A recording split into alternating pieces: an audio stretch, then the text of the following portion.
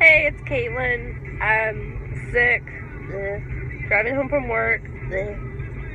But today's a good day because it is my son's second birthday. So I figured for today's vlog, even though I haven't been keeping up with it, but whatever, I was going to share his birth story. So let's see. 2 years ago, I guess it really starts on like the 17th or so, I had a false alarm. But at the time, I was living in Midland. And that was like 8 hours away from my family. So they were like, oh, well, it's just a matter of time. So my mom, my stepdad, my dad, my stepmom, my two sisters, and my stepsister were all in Midland for a week waiting for me to give birth. And things were not moving. Well, it was a Wednesday, because I actually went into labor the day before his birthday. So, on the 21st, my mom was like, I can't afford to keep staying here, so I'm going to leave. And I was devastated, because I really wanted my mom to be there.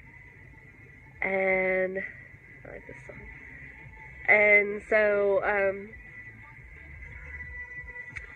she left, and I was miserable. So my ex took he was my husband then, took the day off work just to stay with me. And I was with my dad's stepmom, two sisters, stepsister, and now ex, but not then ex-husband. We were eating Chinese food, and I'm hilarious, so I was laughing at my own jokes. Well, we had stopped laughing, and all of a sudden I felt this gush. I was like, did I just pee myself? So I'll admit, I did a few times.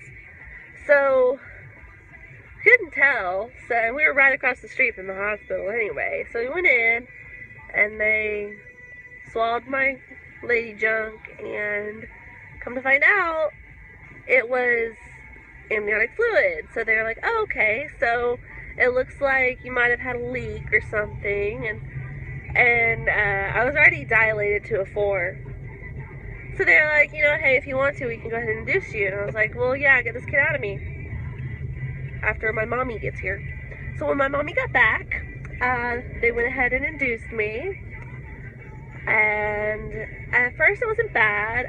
This was around like 8 o'clock at night-ish, and that's fine. I was, playing on my phone. I decided to go to sleep and try to get a little bit of rest because I knew it was probably going to be a long night. So I took a nap. At about midnight, I woke up, and things had started moving a little bit more. So, and the contractions were stronger. And so I was moving around a lot.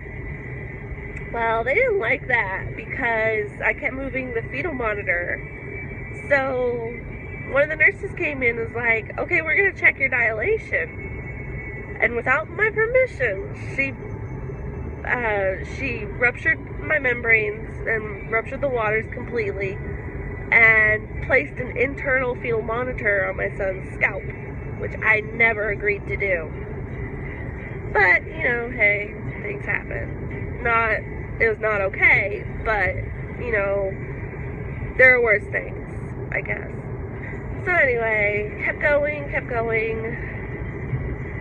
Then on May 22nd at 11 o'clock, I was done with all this business. I was done. The doctor had come in, and I was like, dude, you got 15 minutes, because I'm fixing to push this kid out. And sure enough, at 11:18 a.m., Isaac was born, weighing 8 pounds, 8 ounces, 20.5 inches long. The most beautiful, amazing feeling was when they handed him to me. And then one of the most heartbreaking feelings was when he really wasn't crying, didn't make much noise. And so they took him away from me. And they had to take him straight to the nursery. It turned out to not be anything too terribly serious. It was just that he had inhaled some of the amniotic fluid as he was exiting the birth canal, and he just didn't start breathing right.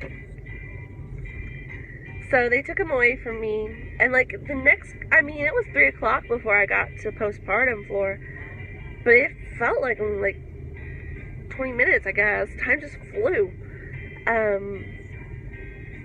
But yeah, he was perfect. It was like the most amazing, like, I couldn't even imagine how, like, that fit inside me, you know, and like, I made that. But it's been a roller coaster 2 years. I have a lot of mom guilt about some things that didn't go the way I planned. I wish I could have breastfed longer, but my body just was not producing what he needed to the point where he was falling off the charts. And, you know, switched to formula. I made it to 6 months and switched to formula, but I wish I could have breastfed longer. Obviously, I didn't really want to be a single mom, but now I know it's the best thing for him. And